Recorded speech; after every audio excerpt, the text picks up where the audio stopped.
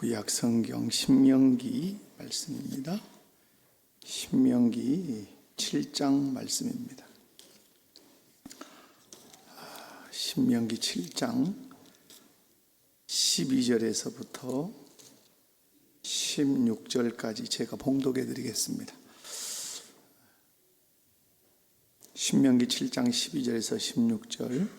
너희가 이 모든 법도를 듣고 지켜 행하면 내 하나님 여호와께서 내 조상들에게 맹세하신 언약을 지켜 내게 인애를 베푸실 것이라. 곧 너를 사랑하시고 복을 주사 너를 번성하게 하시되 내게 주리라고 내 조상들에게 맹세하신 땅에서 내 소생에게 은혜를 베푸시며 내 토지 소산과 곡식과 포도주와 기름을 풍성하게 하시고 내 소와 양을 번식하게 하시리니 내가 복을 받음이 만민보다 훨씬 더하여 너희 중에 남녀와 너희의 짐승의 암수에 생육하지 못함이 없을 것이며 여호와께서 또 모든 질병을 내게서 멀리하사 너희가 아는 애굽의 악질에 걸리지 않게 하시고 너를 미워하는 모든 자에게 걸리게 하실 것이라.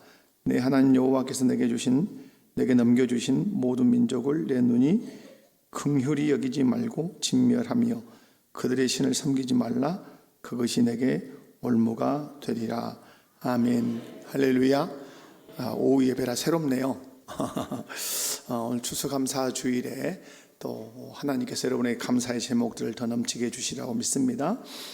이제 신명기 7장은 지금 이스라엘 백성들, 특별히 광야 2세대가 이제 요단강을 건너서 가나안을 정복해야 하는데 모세가 신신당부하는 말씀입니다. 여러분이 이 신앙생활 잘하는 부모로서 자녀들에게 당부한다면 어떤 당부하실랍니까? 밥 절대 끼니 거르지 말고 잘 먹어라. 아프면 꼭 병원 가라. 공부 열심히 해라. 이런 당부를 많이 하실랍니까? 아니면 오늘 모세가 이스라엘 백성들에게 하는 것처럼 하나님의 백성답게 꼭 살아라. 하나님 섬기며 하나님께 영광 돌리며 살아라. 이 당부를 하시겠습니까? 물어보나 만한 소리를 물어서 죄송합니다. 정말 오늘 모세는 가나안 땅에 들어가거든 하나님 잘 섬기고 살 것을 그렇게 당부합니다. 우리 목복교회 모든 성도님들도 자녀들에게 가장 당부해야 되는 건 무슨 당부다? 신앙 당부다. 아멘. 옆에 분들 보시면서 한번 인사합시다. 신앙 당부 잘합시다. 저는 저희 어머니가 그렇게 신앙 당부를 잘했어요. 열심히. 좀 주일학교라도 조금 뭐 이렇게 하면 그 옛날에는 부엌에 불 뗐잖아요. 그 부직갱이, 전라도 말로 빗땅이라 그랬어요. 저희 동네는. 오랜만에 들으시죠? 딱 허리춤 잡고 매를 맞아본 것은 그것밖에 없어요.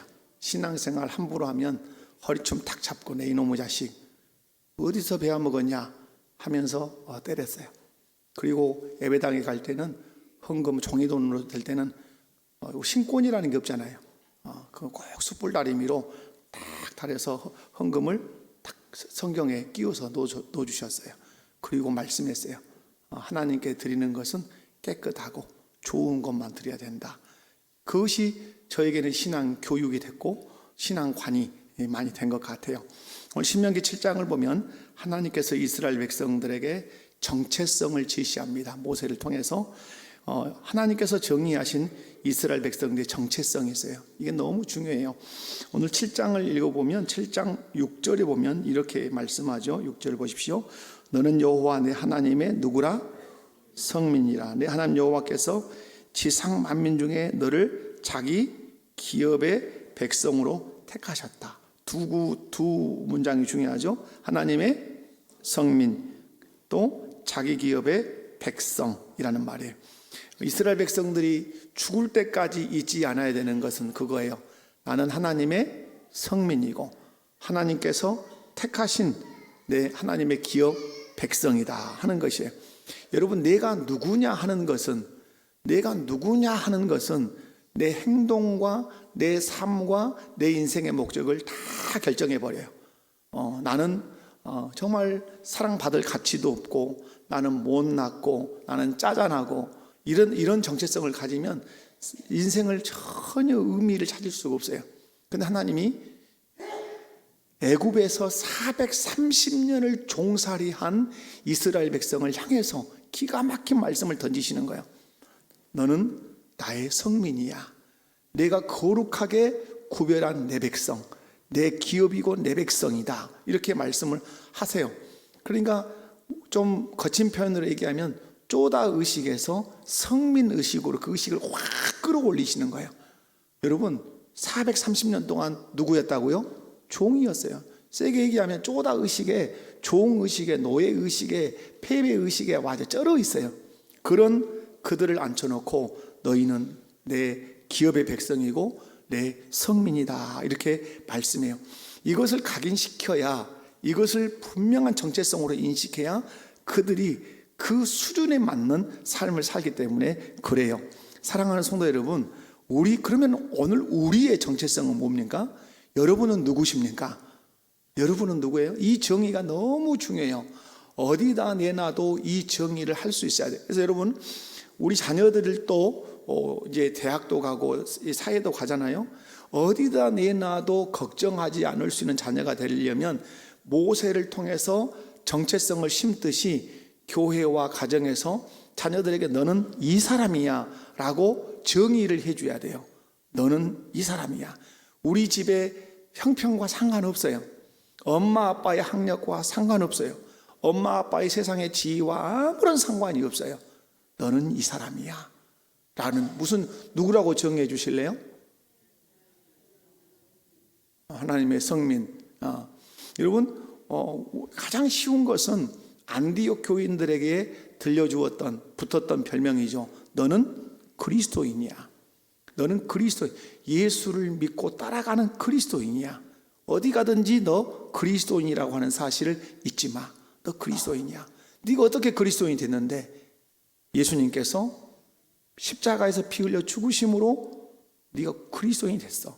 이스라엘 백성이 어떻게 하나님의 성민이 됐어요? 하나님께서 애굽에서 종살이하고 있던 그들을 절대적인 능력으로 구원하셔서 홍해를 세례식 삼아서 건너가게 하심으로 지금 모압 평지에 와 있다 이 말이죠. 사랑하는 성도 여러분, 이스라엘 백성들은 하나님의 성민, 우리 또한 동일한 말이죠. 그러나 또 오늘 우리를 신약의 용어로 정의하면 우리는 누구? 그리스도인. 그러면 이스라엘 백성들은 책임 하나가 생기죠. 어떤 책임이죠? 성민답게 사는 것이죠. 우리가 그리스도인이라면 그리스도인답게 사는 것이죠. 오늘 우리 한국 땅에 교회를 이토록 세상이, 정치권이 무시하는 이유가 어디 있습니까? 그리스도인이지만 그리스도인으로서 우리가 정체성을 가지고 살아내지 못했기 때문에 우리를 향해서 손가락질 하는 거예요. 우리나라에 복음이 막 들어왔을 때는 세상이 놀랐어요. 그죠? 교회가 모든 것을 선도해 갔어요. 그런데 지금은 한국 교회가 10월 27일 날 뭐 그렇게 많이 모여도 달싹도 안 하려고 하는 그런 모습을 봐요. 이유는 다른 데 있잖아요. 다른 사람들에게 잘못이 있는 것이 아니라 누구에게 잘못이 있죠? 나에게 잘못이 있어요. 어떤 잘못? 그리스도인답게 살지 못했다. 왜 그리스도인답게 살지 못했을까요? 내가 누군 줄을 생각하지 않고 살았기 때문에 그래요. 나 그리스도인. 나 누구라고요? 그리스도인. 식당에를 가나 노인정을 가나 직장에를 가나 어디를 가든지 기억해야 되죠. 나는 그리스도인이야. 여러분이 부하 직원을 다루는 상사일 수 있어요. 그러면 보통 그리스도인들도 혹독하게 부하 직원을 다루는 사람들도 있어요. 너무 냉정하게. 뭐 냉정할 필요는 있겠죠. 그러나 아무리 냉정하고 아무리 칼날 같은 말을 해도 그 속에 뭐가 있어야 돼요? 내가 너를 얼마나 존중하는지, 인격적으로 존중하고 인격적으로 내가 너를 배려하고 너를 기억하고 있는지를 느껴야 된단 말이에요. 그런데 그러지 못해서 실망하는 경우들이 있지요. 여러분, 분명한 사실은 이스라엘 백성들은 성민이라는 정체성을 가지고 성민답게 살아야 됐고, 우리 그리스도인들은 그리스도인이라는 사실을 기억하고 그리스도인답게 살아야 돼요. 제가 지난 시간에도 말씀을 드렸지만 우리 부모들이 자녀들의 신앙을 잘 키우는 방식은 다른 데 있잖아요. 어디가 있어요? 가정의 부부관계에 있다고 저는 확신해요. 부부관계. 부부가 서로 간에 인격적으로 존중하고 서로 배려하고 신앙의 바른 교제를 하면 아이들은 안정감을 가지고 우리 엄마 아빠가 섬기는 그 하나님을 자연스럽게 경외하면서 섬기게 돼요.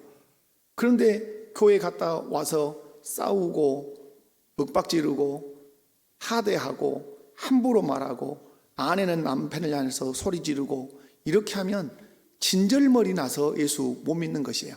여러분, 우리가 그리스도인이에요. 아멘? 그럼 그리스도인은 신앙생활을 어디서 해야 돼요? 교회에서 여러분 얼마나 머무십니까? 오늘 교회에서 얼마나 시간을 머무시는 것 같아요? 여러분 5시간 머무십니까? 여러분 특별한 분들은 그러실 수 있지만 거의 그렇지 않아요. 거의 우리는 가정에서 생활하고 사회에서 생활해요. 거기서 여러분이 누구라는 의식을 가지고 살아셔야 돼요. 그리스도인이라는 정 자신이 없으면 나는 그런 걸 잘 잊어먹는다 그러면 예수 마을 가서 아니면 인터넷에서 좀 십자가를 이만하게 좀 큰 놈 이렇게 해가지고 목걸이로 좀 달고 다니세요. 아니 이것도 아니 제가 웃자고 하는 게 아니라 이것이 나를 제어하는 힘이 있어요. 자 여러분, 제가 성경책을 딱 들고 목포역에 서 있다. 그러면 횡단보도 어떻게 횡단보도가 잘 돌아가야 돼. 무질러 갈까요? 횡단보도로 갈까요? 무섭습니다. 이 성경 한 권을 내가 들었다는 것이 내 행동에 지대한 영향을 미칩니다. 왜? 의식하거든요, 사람이. 여러분, 십자가를 좀 때라 큰 놈 하나 목에다 저는 실상은 그런 운동을 벌려볼까도 했어요. 그런 운동을 교회 안에 십자가를 걸고 다니자. 걸고 다니면 여러분 의식돼요, 안 돼요? 아주 됩니다, 그게. 예. 여러분 제가 길게 설명하지 않아도 여러분 누구답게 살아야 돼요? 자, 그럼 그리스도인들께서 살아야 세상 사람과 뭐가 달라요? 삶의 모습이 달라요. 여러분, 세상 사람들과 다른 모습으로 살려면 그럼 나는 그리스도인이야 이것만 가지고 될까요? 그렇지 않아요. 오늘 신명기 말씀을 보면 11절을 한번 읽어봐요. 시작. 그런즉 너는 오늘 내가 내게 명하는 명령과 규례와 법도를 지켜 행할지니라. 아멘. 자, 너는 성민이라 해놓고 그 다음에 뭘 주시죠? 명령과 규례와 법도를 줘요. 왜 이걸 줄까요? 여러분, 이걸 주는 이유는 하나님 나라 백성이니까 백성으로 지켜야 할 법을 주신 거예요. 그러나 더 이 법을 주신 중요한 이유는 여러 가지가 있지만 그 중에 하나가 이 명령과 규례와 법도를 지켜 행하면 이 사람이 이 명령과 규례와 법도에 맞는 라이프 스타일, 삶의 어떤 원리를 갖게 돼요. 그렇지 않겠습니까? 제가 자꾸 설명하죠. 군대에서는 그랬어요? 이렇게 할 수 있어요? 없어요? 안 가봤죠? 군대 여자분들은. 이제부터 너희들은 까와 다로만 대답한다. 끝이 다 뭐예요? 그랬습니까? 네, 그렇습니다. 아닙니다. 안 먹었습니다. 먹었습니다. 이것밖에 없어요. 저희 누님이 어째 너 그렇게 사람 배를 불었냐 그랬어요. 휴가 이등병 달고 오니까 좋게 좀 해봐라. 안 돼요. 네, 알겠습니다. 그리고 여러분, 그 규율과 그 법도가 누구를 만든 거예요? 군인을 만들어 놓은 거예요. 군인을. 전남무왕 삼양면 맥포리에 살던 이정태를 저기 백이보충제에서 집어넣어 놓으니까 군인이 된 거예요. 어떤 뭘 주니까? 거기에 맞는 명령과 규례와 법도를 주니까.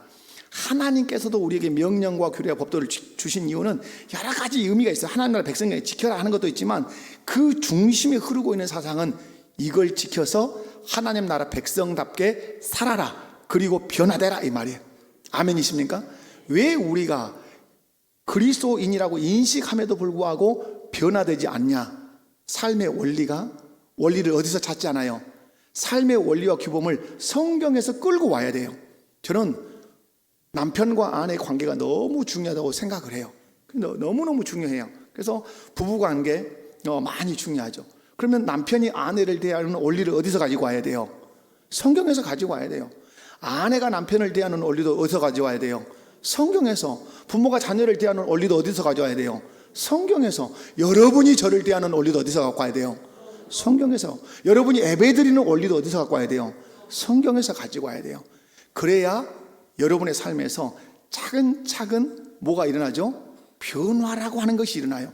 아, 저 사람 변화됐네? 뭘로 변화됐고요? 뭐 인도로 지짓고요? 용접기로 지짓고요? 그런 게 아니에요.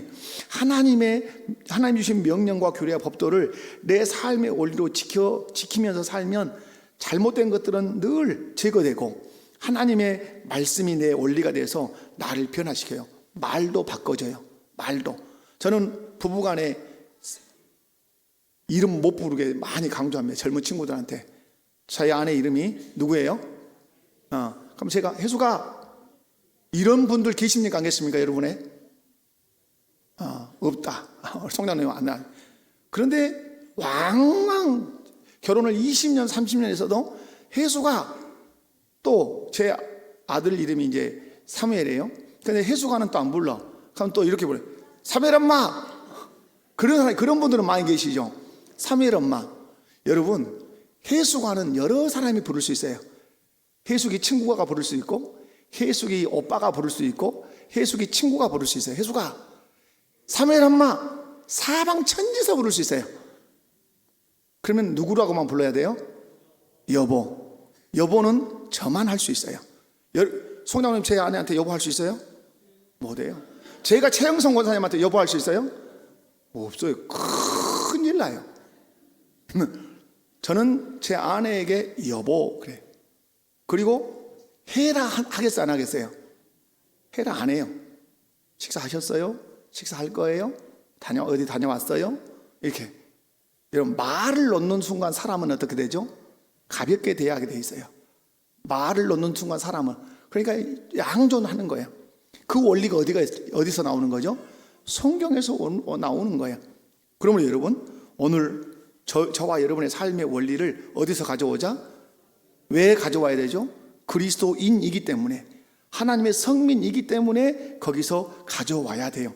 삶의 원리가 다르지 않으면 결코 우리는 교회를 30년, 신앙생활을 40년 했어도 변화 안 됩니다. 삶의 원리를 성경에서 가지고 오지 않으면 말 하나도 안 바뀌어요. 성경에서 아내들을 사랑하되 그리스도께서 교회를 사랑하되 자기를 주심같이 그렇게 사랑해라. 그러면 할 수 있는 대로 남편은 아내를 위해서 뭐 하려고 해야 돼요? 희생하고 헌신하려고 해야 되겠죠. 그리고 아내는 남편에게 어떻게 해야 되죠?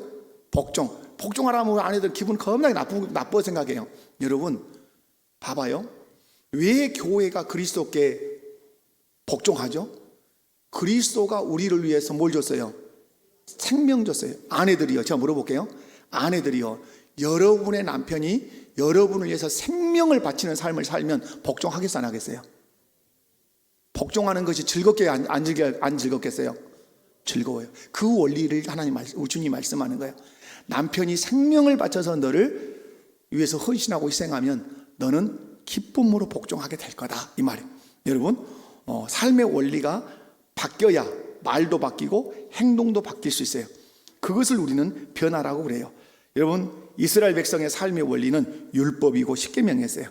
이 말씀대로 살면 하나님이 이 세상에서 그 어떤 나라보다 부국강병을 이루는 나라가 되게 하겠다고 말씀해요.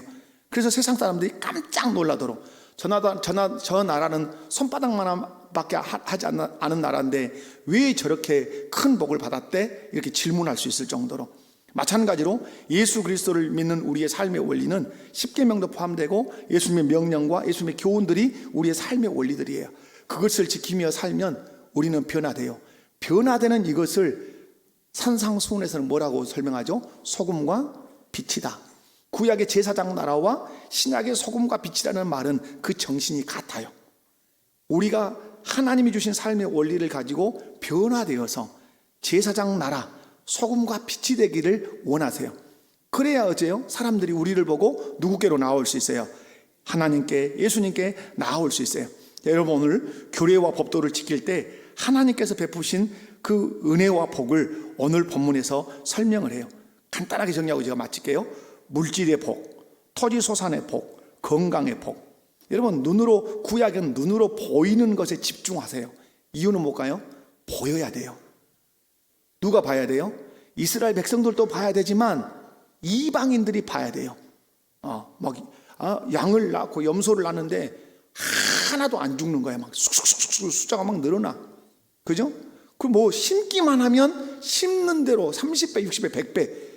자기들은 막 죽으라고 해도 안 되는데 저 집 구석은 막 대충 하는 것 같은데도 잘 되는 거예요. 그래서 가르쳐 주는 거죠.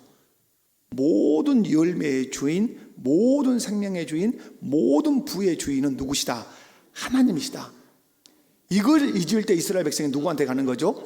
그것이 이스라엘 백성들이 바알에게 가는 거예요. 그걸 놓칠 때 하나님께서 하나님의 규례와 법도를 지킬 때 하나님이 외적인 복을 풍성하게 주시는 것은 내가 너희에게 복을 주는 하나님이라는 사실을 이스라엘 백성이 알 뿐만 아니라 이방 백성이 알도록 하기 위함에, 그러면서 하나님 말씀하죠. 오늘 16절 같은 데 보면 우상 항상 우상 주의해야 된다.